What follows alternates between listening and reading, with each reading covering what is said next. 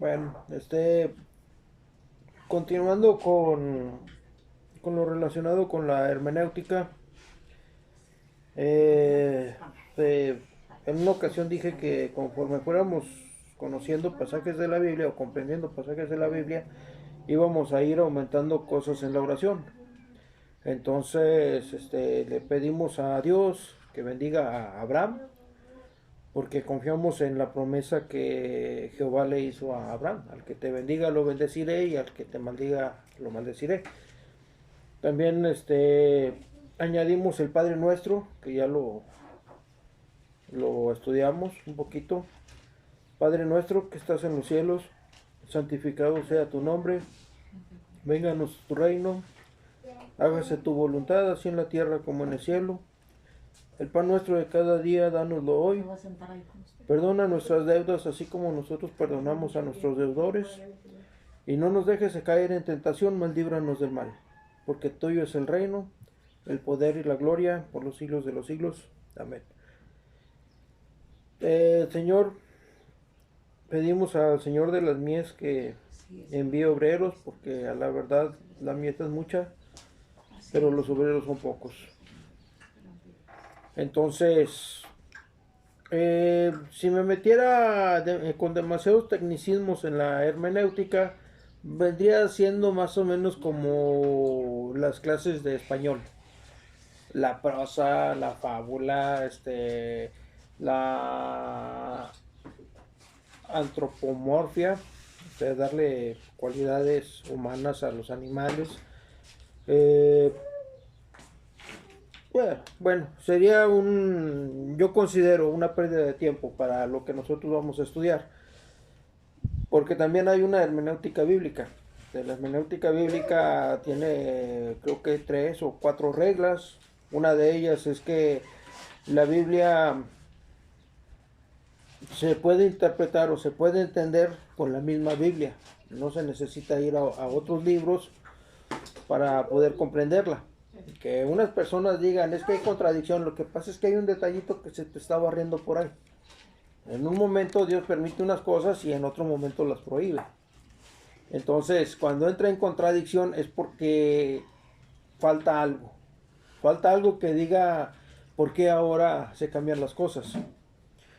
La otra es de, ¿qué dicen? Un texto sin contexto es un pretexto, que muchos usan nada más un pedacito de la Biblia, y con ese pedacito ya hacen una religión. Cada quien agarra lo que le conviene y ya de ahí pues salen todos los que ahorita están. Cuando estaba Lutero y Calvino, los reformistas, hicieron un análisis de la Biblia y pusieron las cartas sobre la mesa con respecto a la Iglesia Católica, de lo que ellos estaban haciendo y que no venía en la Biblia. Entonces de ahí salen los protestantes o la Iglesia protestante, porque se supone que protestaron ante la Iglesia Católica, y cada quien agarró sus muñecas y ahí nos vemos.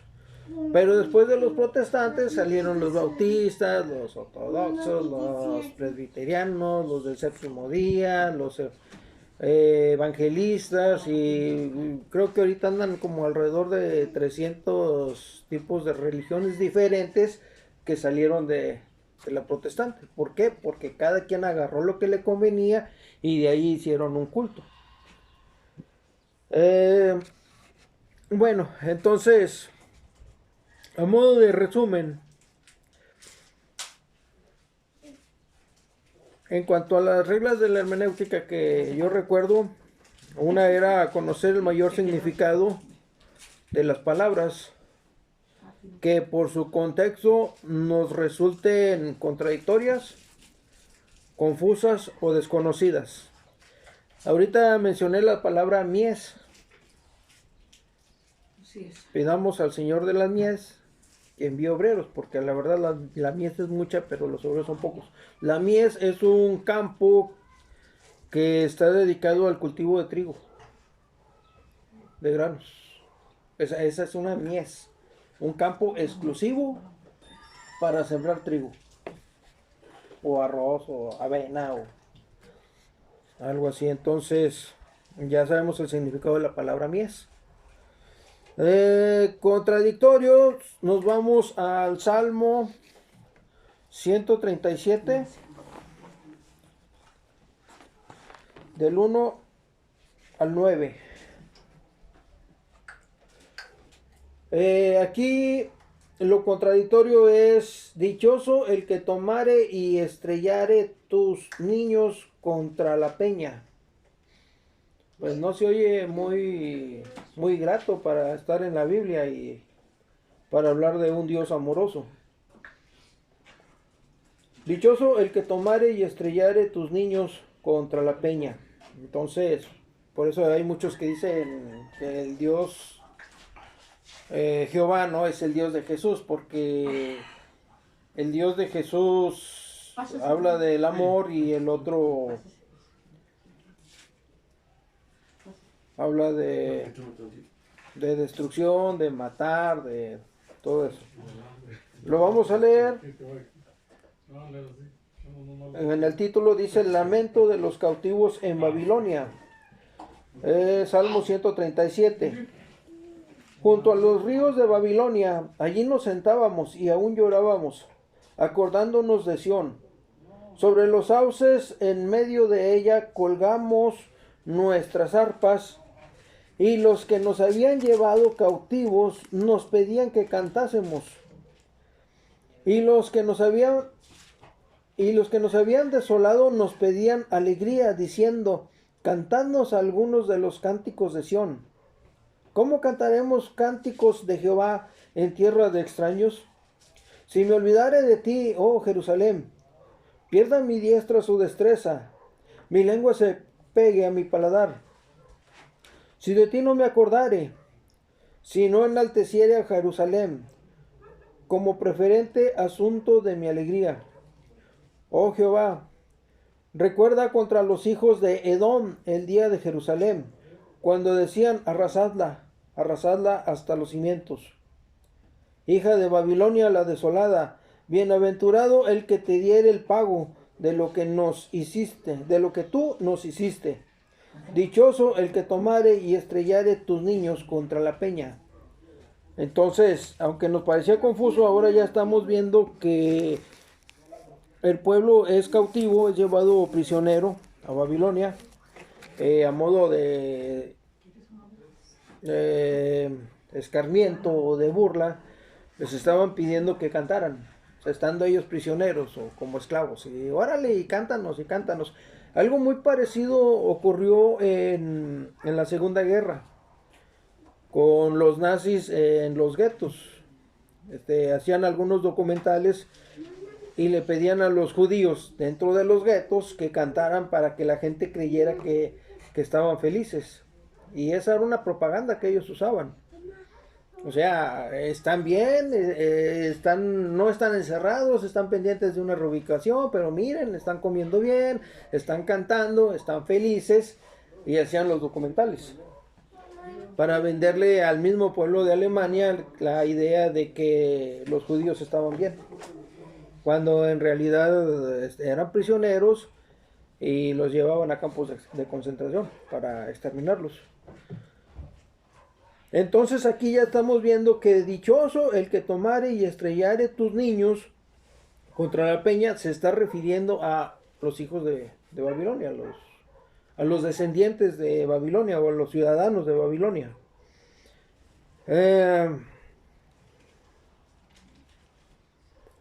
Confuso, nos vamos a Romanos 1:3.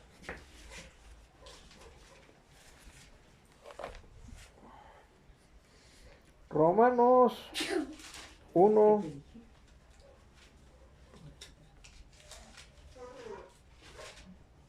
1:3, con la duda de si Jesús era hijo de Dios o es hijo de Dios.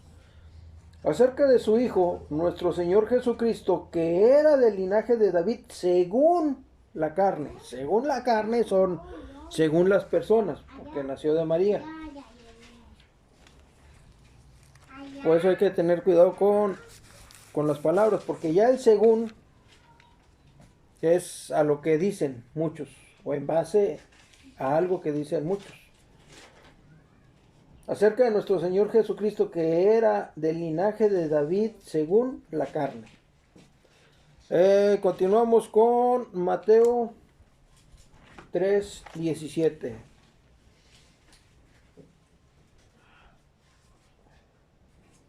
Y hubo una voz de los cielos que decía: este es mi Hijo amado, en quien tengo complacencia. Ahí está otra referencia de que Jesús es Hijo de Dios. Amén. En una dice, según la carne, y ahora aquí es Dios quien está confirmando que Jesús es su Hijo. Así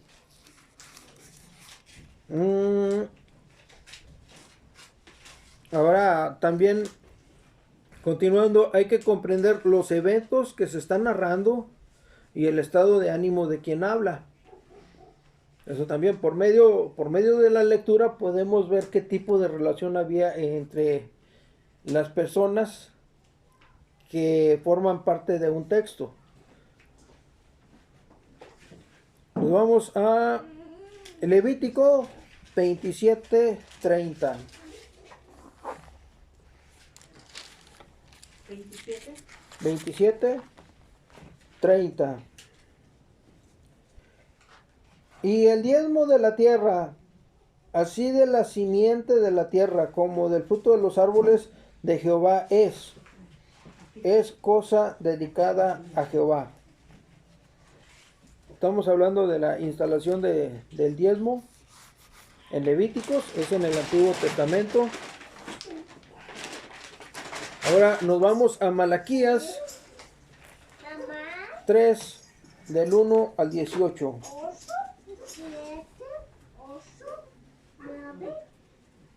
No, Malaquías 3, del 6 al 12. Porque yo, Jehová, no cambio. Por esto, hijos de Jacob, no habéis sido consumidos. Desde los días de vuestros padres os habéis apartado de mis leyes y no las guardaste. Volveos a mí y yo me volveré a vosotros. Ha dicho Jehová de los ejércitos. Mas dijisteis: ¿en qué hemos de volvernos? ¿Robará el hombre a Dios? Pues vosotros me habéis robado y dijisteis: ¿en qué te hemos robado? En vuestros diezmos y ofrendas. Malditos sois con maldición, porque vosotros, la nación toda, me habéis robado. Traed los diezmos al alfolí, y haya alimento en mi casa, y probadme ahora en esto, dice Jehová de los ejércitos. Si no, os abriré las ventanas de los cielos y derramaré sobre vosotros bendiciones hasta que sobreabunde. Reprenderé también por vosotros al devorador, y no os destruirá el fruto de la tierra, ni vuestra vida en el campo será estéril. Dice Jehová de los ejércitos, y todas las naciones os dirán bienaventurados, porque seréis tierra deseable. Dice Jehová de los ejércitos. Entonces, en una parte se pone el diezmo, Deuteronomios, se instala lo que va a ser el diezmo, que es una medida del fruto, no es una medida matemática. Es como decir, si yo gano 1,000 pesos a la semana, mi diezmo va a ser de 100 pesos. No. El diezmo se estipula cada 3 veces al año, no cada sábado. Y es una medida que Dios determina, no es una medida matemática. O sea, si yo gano, por así decir, 1,000,000 de pesos, pues el diezmo que me está pidiendo Jehová, nada más son 100 pesos. No es el 10% de todo lo que me gané. Por eso vienen diferentes tipos de ofrendas. El que puede comprar un becerro, compra el becerro. El que puede comprar un cabrito, compra el cabrito. Y el que no puede comprar el cabrito, compra unas palomas, unos pichones. O sea, el diezmo se da de acuerdo a la capacidad que tiene la persona para poder ofrendar. Y no es una unidad matemática de ganaste tanto, divídelo entre 100 y el 10% me lo das. Como ahora muchas iglesias lo están haciendo. Ahora, el diezmo es en el Antiguo Testamento y es para los judíos. Aquí estamos en el libro de Malaquías, que es el último libro del Antiguo Testamento, porque luego de ahí viene un espacio supuestamente como de 400 años en los que Dios no le habló para nada por ningún profeta al pueblo de Israel. Ya hasta cuando viene Jesús, es el profeta que después de 400 años de ausencia, de silencio, viene Jesús y viene Jesús haciendo milagros y dando buenas noticias con relación a Jehová. Si Jehová es el que se ha reconciliado con el hombre, o sea, aquí nos está dando a entender por el espacio de tiempo que hubo que los israelitas no hicieron caso a las advertencias que estaba dando Malaquías. Esto es lo que a través del análisis de la hermenéutica podemos ir comprendiendo. Porque luego viene en el último capítulo de Malaquías el advenimiento del día de Jehová, es el número 4, del 1 al 6. Porque he aquí viene el día ardiente como un horno, y todos los soberbios y todos los que hacen maldad serán estopa. Aquel día que vendrá los abrazará, ha dicho Jehová de los ejércitos, y no les dejará ni raíz ni rama. Mas a vosotros, los que teméis mi nombre, nacerá el sol de justicia, y en sus alas traerá salvación, y saldréis y saltaréis como becerros de la manada. Hollaréis a los malos, los cuales serán ceniza bajo las plantas de vuestros pies, en el día en que yo actúe, ha dicho Jehová de los ejércitos. Acordaos de la ley de Moisés, mi siervo, al cual le encargué en Horeb ordenanzas y leyes para todo Israel. He aquí, yo os envío al profeta Elías, antes que venga el día de Jehová grande y terrible. Él hará volver el corazón de los padres hacia los hijos, y el corazón de los hijos hacia los padres. No sea que yo venga y hiera la tierra con maldición. Decían, le preguntaban a... ¿Cómo se llama? Juan Bautista, que si era alguno de los profetas. Porque aquí viene la referencia con Elías. Entonces, después a Jesús le preguntan que si él era Elías. Y él dijo, a la verdad Elías ya vino, pero hicieron con él lo que quisieron. O sea, refiriéndose a Juan el Bautista. Entonces, podemos decir que hay una reencarnación, pero no. Si ya estamos viendo lo que es el ser padre o ser el hijo o el seguidor, entonces Juan estaba continuando lo que hizo Elías. Juan era una continuación de Elías. Así como la semana 70 de Daniel ahorita está pendiente y ha pasado como 2000 años o más de 2000 años, esa semana sigue pendiente. Hay muchas promesas que Jehová hizo en el Antiguo Testamento y todavía están pendientes. Muchas se van a cumplir en el rapto y otras se van a cumplir durante la gran tribulación y otras después de la gran tribulación. Entonces, si los judíos están esperando a ser los herederos del mundo, pues todavía falta un rato para eso. Sí son los herederos del mundo, pero todavía falta. Todavía falta que se cumplan muchas cosas. Entonces, si nos aferramos a que, no, es que ya es el rato y ya pasó el rato y el rato ya viene y o sea, no vamos a estar perdiendo el tiempo ni con la hermenéutica ni con el rato. Ahorita lo que nos interesa de la hermenéutica es aprender lo básico para poder uno mismo analizar las escrituras. El rato sí es importante, pero es importante en el sentido de decirle a las personas que se queden qué es lo que va a pasar para que ellos se puedan salvar. ¿Por qué? Porque esto es como, no sé si han visto la película del Titanic. Un barco que se hundió y todo eso. Bueno, supongamos que nosotros ya vimos la historia, sabemos que el barco se va a hundir Y ya estamos cerquita de la noche en la que, oye, hoy en la noche se estrella el barco y nos vamos a hundir. Entonces, los que ya sabemos lo que va a pasar, nos ponemos los chalequitos salvavidas y empezamos a decirle a la gente, mira, ponte tu chaleco, acércate al bote salvavidas, porque es que el Titanic se va a chocar y se va a hundir. Y si tú estás arriba de un bote para cuando eso pase, pues no te pasa nada. Entonces, ¿qué es lo que está pasando ahorita? Ahorita los que ya creen en lo que va a pasar, le están diciendo a la gente lo que va a pasar. Oye, ponte el chaleco. El chaleco salvavidas pues, es Jesucristo. Así de fácil. Ahorita. Es Jesucristo. Y súbete al barco, o sea, acércate a la iglesia, o bájate y mantente cerca de la iglesia y dile a otros, oye, ponte el chalequito y súbete, porque... pues yo me pongo el chaleco y sigo en la... Bueno, pues de perdido ya traes el chaleco, compadre. Ya vas a estar flotando un poquito más. Y hay muchos que se regresan a la cantina, a dormir, a bailar y todo ese gorro, pero ya llevan su chalequito. Ya no van a estar perdiendo el tiempo buscando un chaleco. Ahora, los que permanecemos cerca del bote, pues yo aquí me subo. En el rato de la iglesia nos vamos los que se trajeron el chaleco y los que estaban arriba del bote. Y tan tan. ¿Y los otros qué va a pasar? Pues sí nos dijeron que se iba a hundir y ya siento que el barco se está inclinando y ¿ahora qué hago? ¿Qué te dijeron?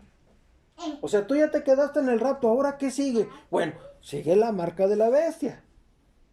Ahorita con lo del coronavirus y con el Bitcoin y el dinero electrónico y todo ese gorro, no hay problema. O sea, sí, apúntame y ponme la vacuna y lo que gustes y desees, no hay problema. Porque estamos en la gracia. Estamos en la gracia. Después de la gracia viene, o sea, viene el rapto de la iglesia. Quién sabe cuántos millones de humanos van a desaparecer en la tierra. Se va a hacer un caos y el anticristo va a llegar como diciendo, yo tengo la solución para este problema. Vamos a organizarnos todos, necesito hacer un censo, y ahí es donde viene la marca. Entonces, en ese momento, los que van a estar en la tierra son los gentiles, que no aceptaron a Jesús, y los judíos. Van a salir otras iglesias, van a tratar de retomar el evangelio. Van a empezar a medio creer por lo que les platicaron. Yo pienso que de estas gentes que se quedan es de donde van a salir las 7 iglesias. Porque son ángeles los que están dirigiendo esas iglesias, no es Jesucristo. Ahorita Jesucristo está dirigiendo todo y está preparando a su novia y está preparando un lugar para nosotros. Cuando nosotros nos vayamos, los que se queden van a medio tratar de reorganizarse y Dios va a poner ángeles para dirigir esas iglesias. Y allí sí van a tener que portarse bien, no es como ahorita en la gracia. Ahorita en la gracia Jesús es el que está pagando por el perdón de nuestros pecados, pero allá va a ser de o te portas bien o te portas bien. Porque si te portas mal, voy a venir contra ti. En el caso de los judíos, de alguna forma, este personaje, el anticristo, va a buscar la manera de reconstruir el templo. Los judíos de alguna forma ya van a tener el arca y van a empezar con los sacrificios. Entonces allí es donde hay muchas profecías en las cuales dicen que y todos los pueblos te van a andar correteando y todos los pueblos van a andar detrás de ti porque todos los pueblos van a decir con ustedes está el Dios vivo y verdadero. En ese momento, cuando vuelva a establecerse la ley. Allí es donde dice que ni los fornicarios, ni los adúlteros, ni los borrachos y todos los demás no van a entrar. O sea, allí es de que ya te tienes que portar bien porque ahí está el anticristo y el anticristo está haciendo un censo y está marcando a la gente y está matando a los que se oponen. Entonces, estamos viendo los contextos de lo que está pasando. Nosotros ya hemos creído, o sea, pensamos y creemos que esto es lo que va a pasar, Entonces ahorita lo que a mí me interesa es la salvación en este momento y qué es lo que van a hacer conforme a la Biblia las personas que se quedan. Esa es la columna del trabajo que yo estoy haciendo. ¿Por qué me estoy metiendo en la hermenéutica? Para que cada quien en su casita pueda leer y escudriñar las escrituras. Y recibir bendición de Jehová, porque Jehová dice, si como a la plata escudriñar en mi palabra, te bendeciré. Entonces ahora nos vamos a Gálatas 3:10. Gálatas 3:10.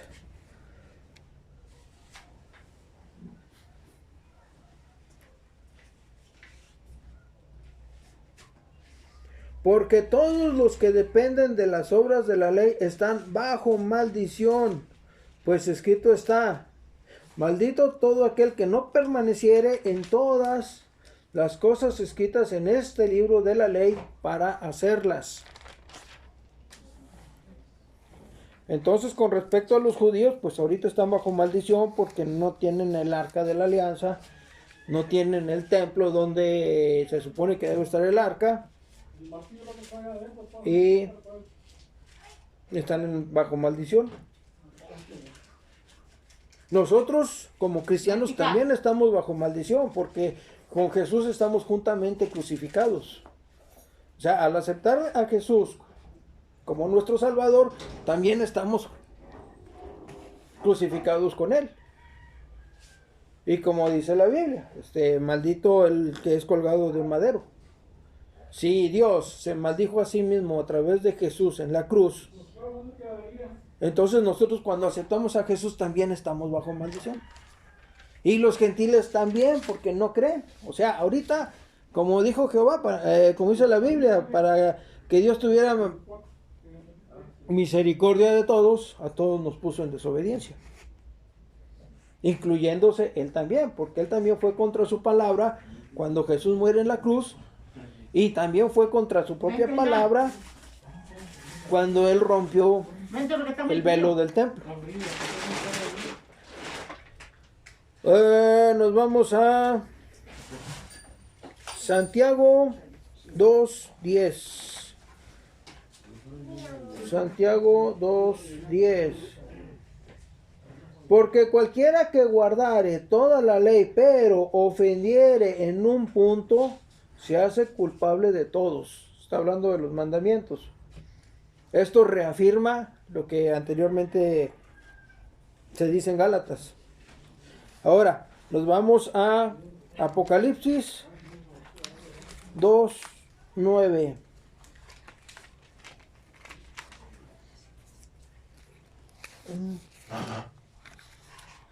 Apocalipsis 2:9. Yo conozco tus obras, de lo que estábamos hablando relacionado con las iglesias. Este es el mensaje a Esmirna.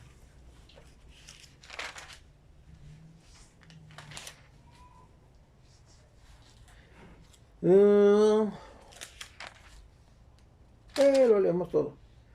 Escribe al ángel de la iglesia en Esmirna, el primero y el postero, el que estuvo muerto y vivió, dice esto: yo conozco tus obras y tu tribulación y tu pobreza, entre paréntesis, pero tú eres rico, cierra el paréntesis, y la blasfemia de los que se dicen ser judíos y no lo son, sino sinagoga de Satanás. O sea, cualquiera que se quiera anexar a la religión judía y no es judío, es sinagoga de Satanás. No temas en nada lo que vas a padecer. He aquí, el diablo echará a algunos de vosotros en la cárcel para que seáis probados y tendréis tribulación por 10 días. Sé fiel hasta la muerte y yo te daré la corona de la vida. El que tiene oído, oiga lo que el Espíritu dice a las iglesias. El que venciere no sufrirá daño de la segunda muerte. Bueno, aquí también aprovechando que dice sé fiel hasta la muerte. En algún momento yo dije dentro de mi testimonio que Dios me sanó. A mí me contagió una mujer del VIH. Dios hizo el milagro. Pero ese Dios que hizo el milagro es el que también me mantiene en la soltería. Y ese Dios que hizo el milagro y que me mantiene en la soltería es el que por medio del coronavirus se llevó al hermano Beto.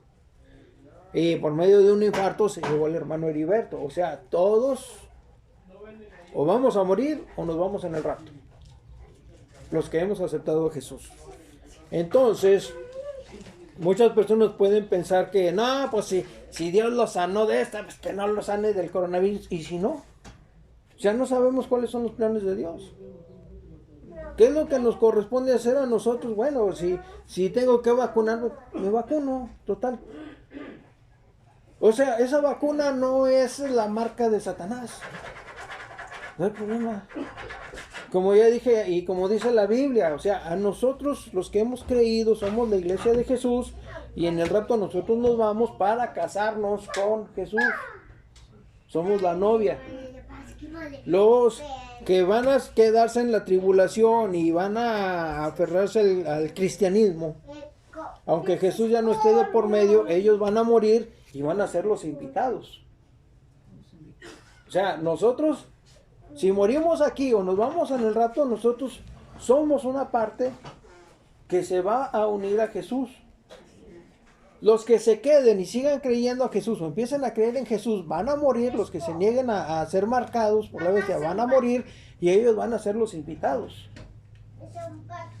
Después en la gran tribulación va a venir la persecución de los judíos. El mundo va a tratar de hacerle la guerra al pueblo judío y ahí es donde Jesús va a venir y los va a salvar. Entonces estoy tratando de dar una secuencia de lo que conforme a la Biblia yo he entendido de lo que va a pasar. Como dije en una ocasión, el hermano Beto se sabía el libro de Apocalipsis por todas partes. Por donde uno llegara va a pasar esto, en Europa va a pasar lo otro y va a pasar aquello. Entonces él, no sé, como él lo platicaba como si fuera una película que él ya vio. Va a pasar esto, va a pasar lo otro, va a venir, va a pasar este gobierno. Incluso en algún momento hasta dijo él, en la Biblia viene de qué tribu es el anticristo. Porque los judíos no van a aceptar a alguien que no sea judío. O sea, el anticristo tiene que ser alguien que nace de una de las tribus de Israel. No es musulmán como algunos piensan, ni es de otra tribu, ni es de otra religión. No, ese tiene, según la Biblia, ese personaje nace de una de las tribus de Israel. Y leyendo la Biblia y analizando las profecías, se puede determinar más o menos de qué tribu puede ser. Porque hay tribus que desde el origen de ellas fueron rebeldes. Y hay unas que están malditas. O sea, viene una maldición sobre ellas respecto a algo que va a pasar en el futuro. Todavía no pasa, pero va a pasar. Entonces eso nos da una idea de qué tribu puede venir el anticristo.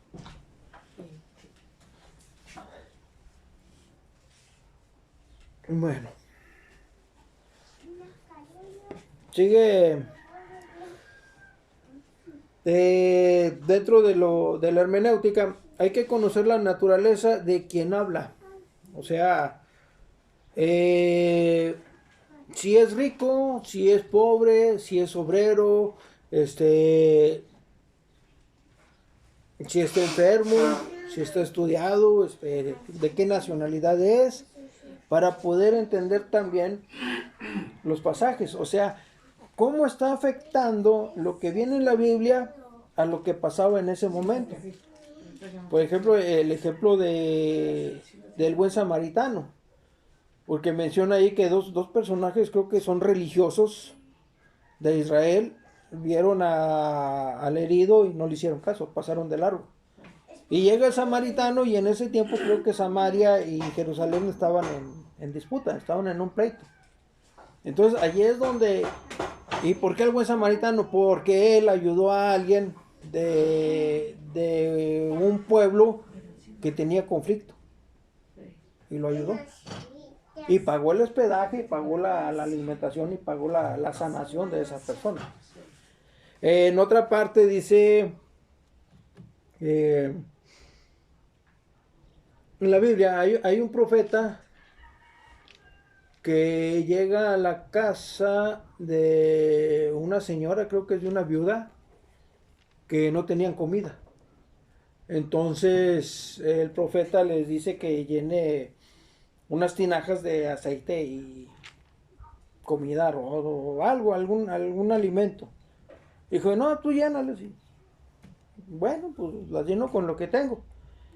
Y eso le sirvió para comer y comer y comer y comer y comer. Y no se vaciaban las tinajas. Entonces Jesús hace una referencia de ese profeta que fue con la viuda, con la mujer que estaba desolada. Y la ayudó a él. ¿Por qué dice esto? Porque los judíos estaban con la idea de que Jesús es de nosotros. No, yo vine a salvar a todos. No soy exclusivo de ustedes. Vengo a ustedes primero, pero también tengo otras ovejas. Entonces les estaba dando en el orgullo. Porque muchos creían que entonces que Jehová ya no es el Dios de los judíos, ya no es el Dios de los israelitas. No. Sean buenos como mi Padre es bueno y hace salir el sol sobre justos y pecadores. O sea, les estaba bajando de a poquito en poquito el orgullo. Nos vamos. Voy a usar una sola lectura de aquí en adelante porque vamos a ver lo que es la lectura veloz o lectura superficial. Es una lectura sin razonamiento o sin tratar de comprender lo que se está leyendo. Únicamente va a servir para buscar palabras de dudoso significado. Entonces, nos vamos a Lucas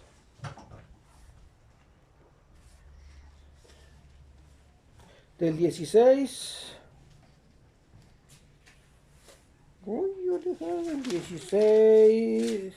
Lucas 16, del 19 al 31. El rico y Lázaro. Había un hombre rico que se vestía de púrpura y de lino fino, y hacía cada día banquete con esplendidez. Había también un mendigo llamado Lázaro, que estaba echado a la puerta de aquel lleno de llagas, y ansiaba saciarse de las migajas que caían de la mesa del rico, y aún los perros venían y le lamían las llagas. Aconteció que murió el mendigo y fue llevado por los ángeles al seno de Abraham. Y murió también el rico y fue sepultado. Y en el Hades alzó sus ojos estando en tormentos y vio de lejos a Abraham y a Lázaro en su seno. Entonces él, dando voces, dijo: Padre Abraham, ten misericordia de mí y envía a Lázaro para que moje la punta de su dedo en agua y refresque mi lengua, porque estoy atormentado en esta llama.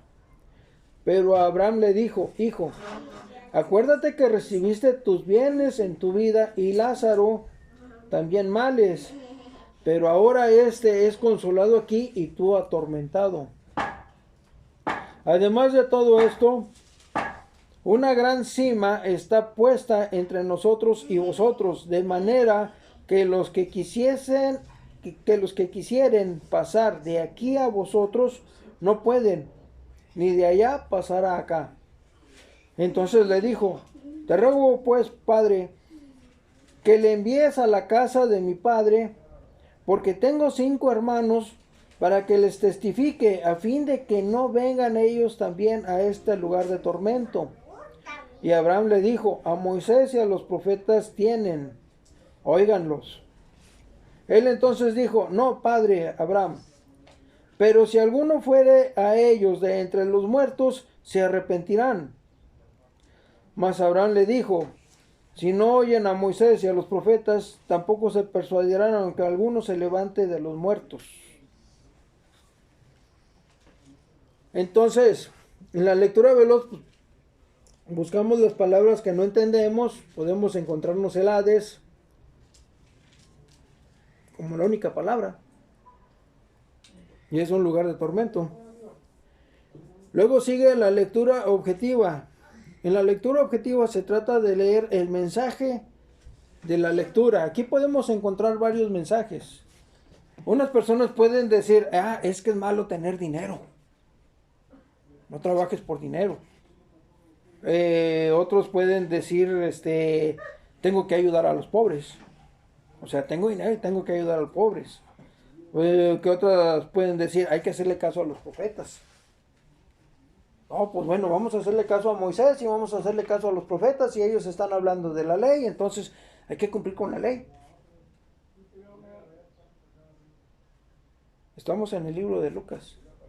En el libro de Lucas es Jesús antes del sacrificio. O sea, antes del sacrificio Jesús dijo esto.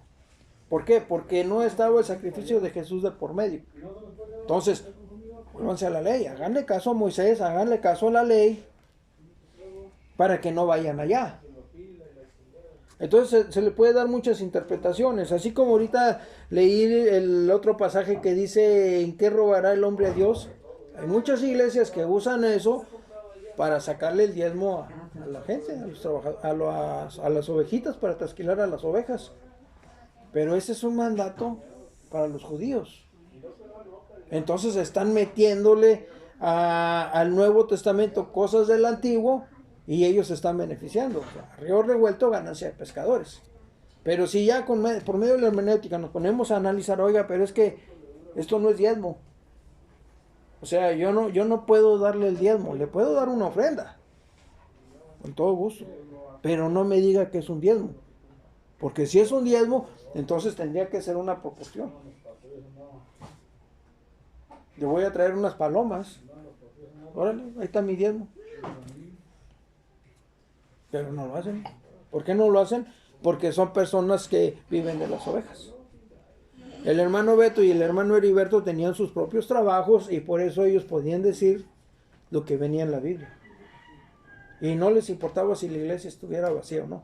¿Por qué? Porque ellos no vivían de las ovejas. Un pastor que vive de las ovejas se va a preocupar por decirle a la gente lo que quiere oír y por llenarlo. La oveja trae lana, así de fácil. Y ellos son los trasquiladores. Entonces meten pasajes para meterle miedo a los creyentes y estarlos exprimiendo de a poquito en poquito. O de mucho, dependiendo de cuánto tengan.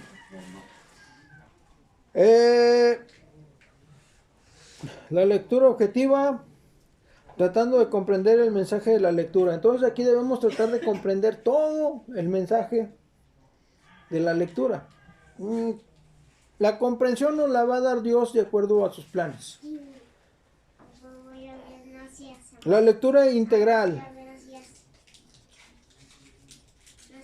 le da importancia a lo que dice cada personaje una vez a la vez. Entonces hay que leer, volveríamos a leer este pasaje desde el punto de vista del rico,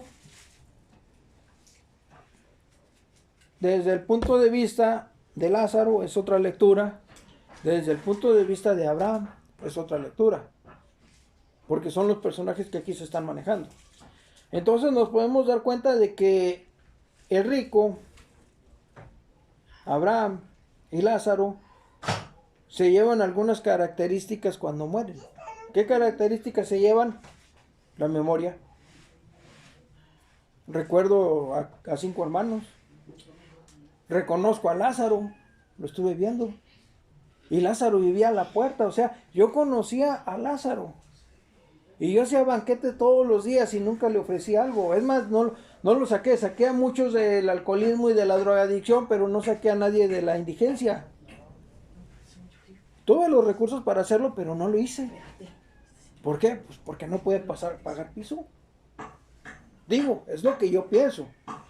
Maliciosamente. Ponzoñosamente hablando. Es que yo he sacado a quién sabe cuántos alcohólicos y a quién sabe cuántos drogadictos y esto y lo otro. ¿Y a cuántos indigentes les has devuelto la dignidad?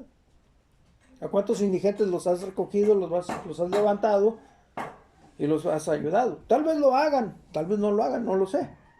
Pero yo no he visto ningún testimonio de alguien que dijera yo era un indigente y aquí me restablecieron. Aquí me dieron lo necesario para reintegrarme como una persona productiva en la sociedad. Hasta ahorita no me he topado con ningún testimonio. ¿Qué más se lleva el recuerdo de lo que hizo? El recuerdo de lo que no hizo. El recuerdo de sus familiares. La preocupación de que no vayan a venir aquí también. Por eso en la Biblia también dice que Jehová va a enjuagar nuestras lágrimas. ¿Por qué? Porque probablemente allá nos acordemos de alguien o veamos a alguien que yo lo vi. Ahí está, abajo. ¿Y por qué? No, pues es que nadie se metió en la brecha por él, nadie oró por él. Y como puede ser familiar de nosotros, puede ser conocido. Si no lo conocemos, pues ni modo, total. Pero si es alguien a quien queremos y nadie le llevó la palabra, nadie oró ante Dios para pedirle la salvación de su alma. Yo pienso que este es uno de los motivos por los cuales Él va a enjuagar nuestras lágrimas. Porque probablemente veamos personas que amamos allá. Por eso en otra parte también leí de lo que hacía Abraham, o de lo que hizo Abraham, y de lo que podemos hacer nosotros como cristianos. Una de las cosas que hizo Abraham fue ir a rescatar a su familiar, que estaba en las manos del enemigo. Nosotros podemos, por medio de la guerra espiritual, por medio de la oración, podemos pedir la salvación de alguna persona. Que nos conozca o que no nos conozca, que incluso nos caiga mal, podemos pedir la salvación de esa persona sin necesidad de llevarle el mensaje. Ya Dios va a buscar la forma de acercar a esa persona, si a sus planes se conviene. Abraham hacía sacrificios también. Nosotros ahorita ya no podemos sacrificar animalitos, porque para empezar no somos judíos y para continuar no hay un templo sobre el cual verter la sangre del animal. Pero sí podemos presentar nuestros cuerpos como sacrificio vivo, alejándonos del pecado, alejándonos de las cosas que a Dios no le agradan y haciendo las cosas que a Dios le agradan, pero obedeciendo los mandamientos de Jesús. O sea, si a Jehová le gusta la obediencia y Él dice, este es mi hijo bien amado en quien mucho me complazco, a Él oír, ese es un mandamiento que está dando Jehová para los que creen en Jesús. ¿Me quieres agradar a mí, Jehová? Perfecto, entonces hazle caso a Jesús. O sea, no le hagas caso al pastor, no le hagas caso al líder religioso, no le hagas caso al horóscopo, hazle caso a Jesús. Jesús, ¿qué te está pidiendo? Hazle caso a Él. ¿Me quieres agradar a mí? Entonces hazle caso a Él. Entonces nos vamos ahora a la lectura subjetiva. En la lectura veloz nada más sacamos las palabras que no entendemos. En la lectura objetiva tratamos de entender el mensaje. En la lectura integral nos ponemos desde el punto de vista de cada persona. O sea, tenemos que aprender a pensar como el enemigo para saber por qué el enemigo estaba actuando de esa manera.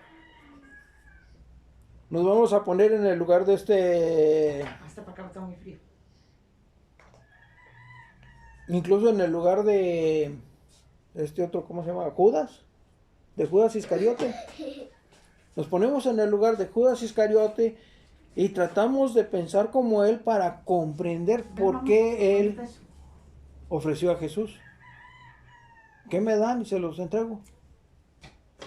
Bueno, Judas ya tenía poder porque Jesús se lo otorgó para poder sanar a otras personas, para poder expulsar demonios, o sea, llegó el momento en el que Judas tenía la misma autoridad que tenía Jesús sobre los demonios. Entonces, ¿qué piensa él? Bueno, hago a un lado a Jesús, yo ya tengo el poder, hago a un lado a Jesús y yo sigo al frente.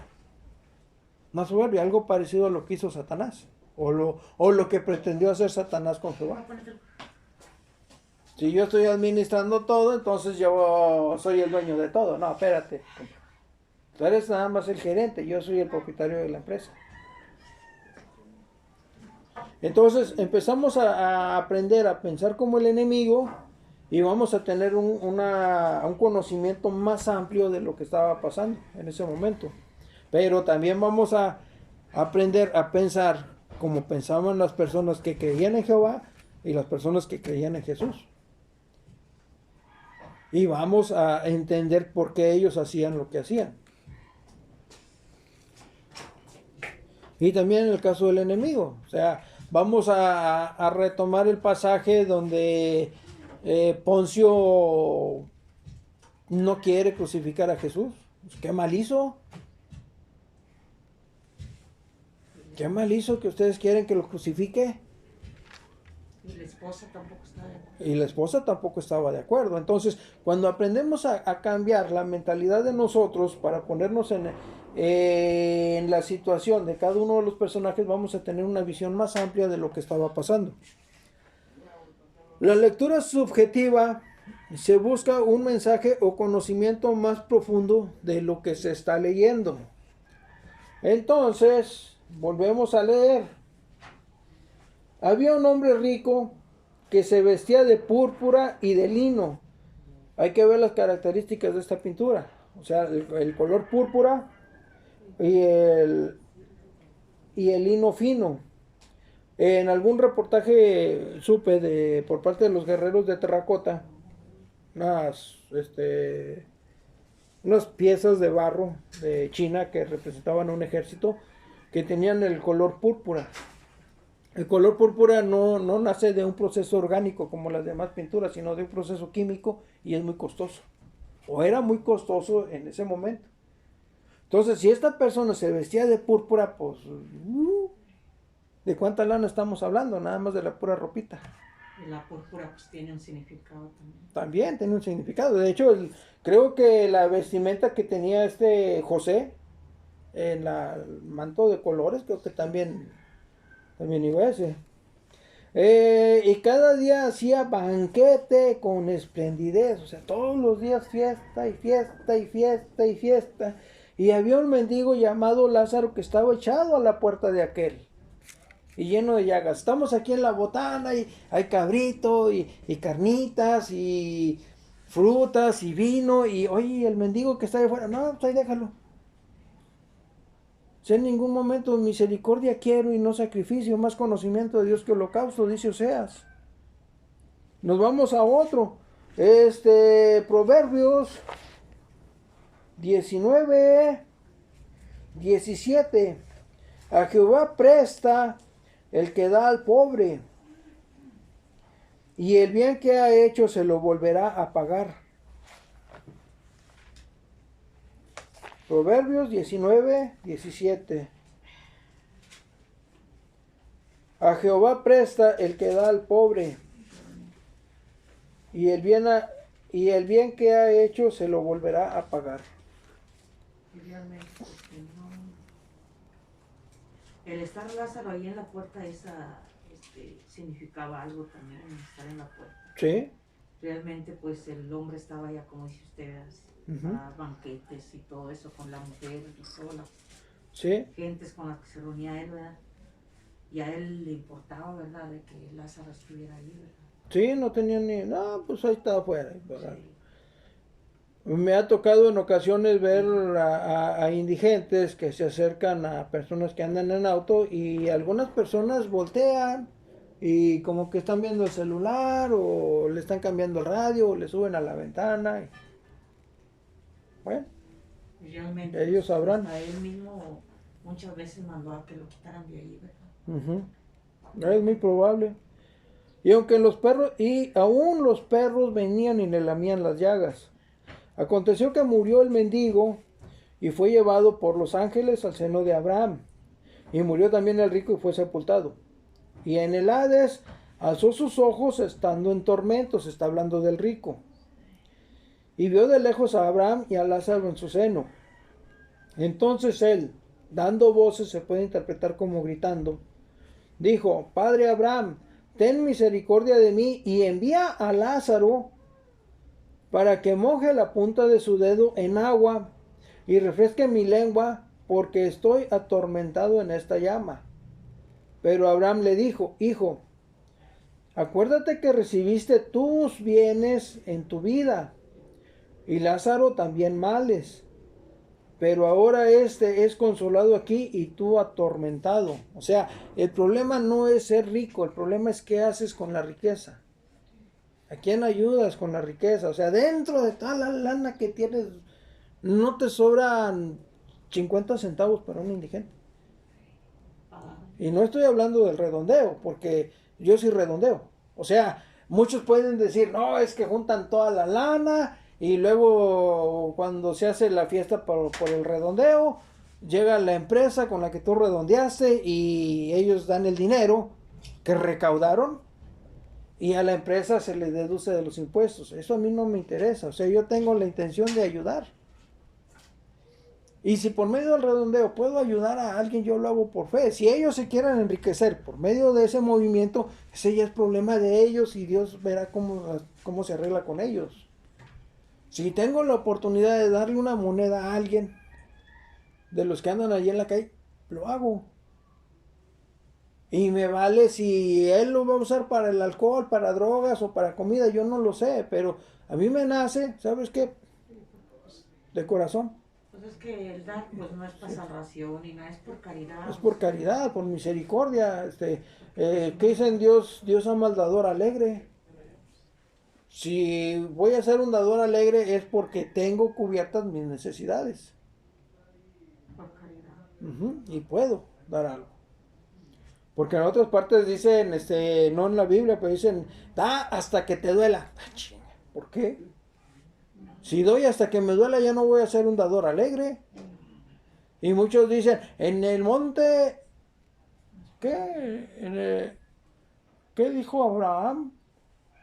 El Señor proveerá. El Señor proveerá. Oye, me voy a quedar sin el gas. Y no te preocupes, el Señor proveerá. Eso se lo dijo Abraham. A mí que me dice, mira que te mando mira que te mando como oveja entre lobos, sed pues. Dice manso como paloma y astuto como serpiente. ¿Por qué? Porque van a tratar de engañarte, van a tratar de meterte en problemas para que después estés renegando de Dios. Bueno, además de todo esto, una gran cima está puesta entre nosotros y vosotros, de manera que los que quisieren pasar de aquí a vosotros, no pueden, ni de allá pasar acá. Entonces le dijo, te ruego pues, Padre, que le envíes a la casa de mi padre, porque tengo 5 hermanos, para que les testifique, a fin de que no vengan ellos también a este lugar de tormento. O sea que los hermanos eran iguales que él. Y Abraham le dijo, a Moisés y a los profetas tienen, óiganlos. Él entonces dijo, no, padre, no, padre Abraham. Pero si alguno fuere a ellos de entre los muertos, se arrepentirán. Recordemos que en el Antiguo Testamento el arrepentimiento era necesario porque no había un sacrificio, no estaba Jesús de por medio. Entonces las personas tenían que cambiar su forma de ser, tenían que dar muestras del arrepentimiento, o sea, ya dejé de hacer las cosas que le molestaban a Dios. Ahora, en el Nuevo Testamento, o mejor dicho, después de la muerte de Jesús, viene el perdón. Son dos cosas diferentes. El arrepentirse es un juicio personal donde no voy a volver a hacer las cosas que antes hacía, aunque tengan las circunstancias. Pero en el perdón es por parte de la persona que he ofendido.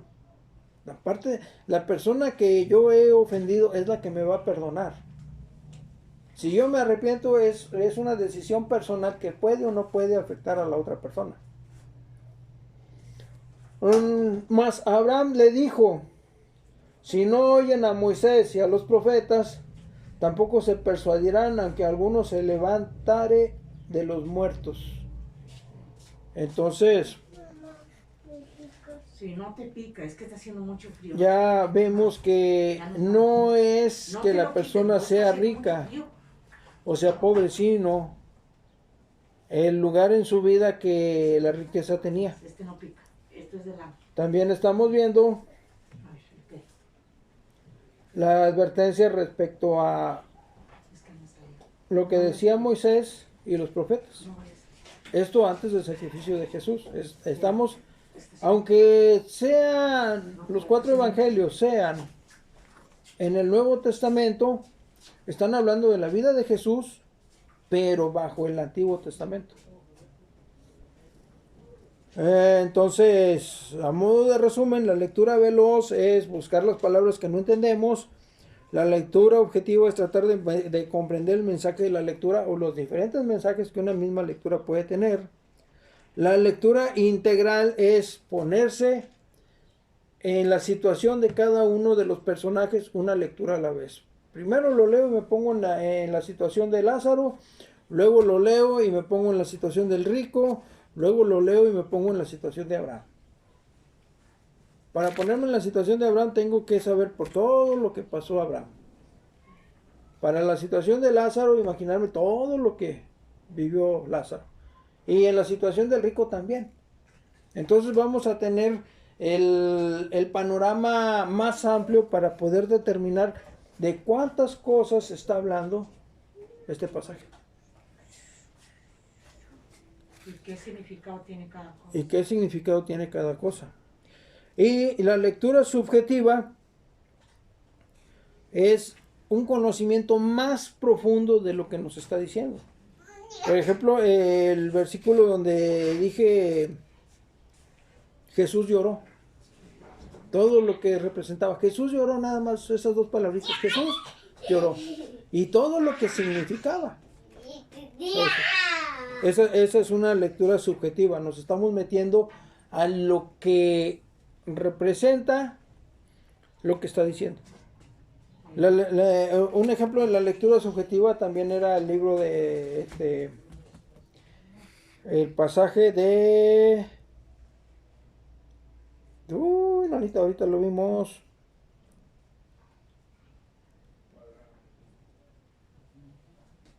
Malaquías del 1 al 18 de Babilonia.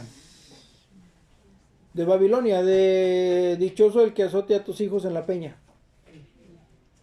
Esa es una lectura subjetiva. O sea, ¿quién lo está diciendo? Pues lo está diciendo una persona que es privado de la libertad. Lo está diciendo un esclavo.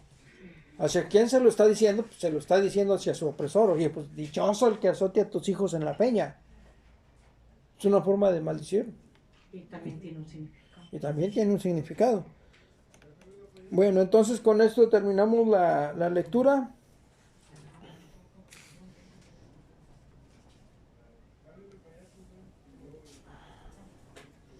Creo que ya nada más me queda una partecita de la hermenéutica y luego ya empezamos con los discipulados. Y también al empezar con los discipulados los vamos a hacer pero aplicando la hermenéutica para todo, así como dice Jehová, vamos a escudriñar su palabra como si fuera plata, como si fueran tesoros. Bueno, pues eso es todo.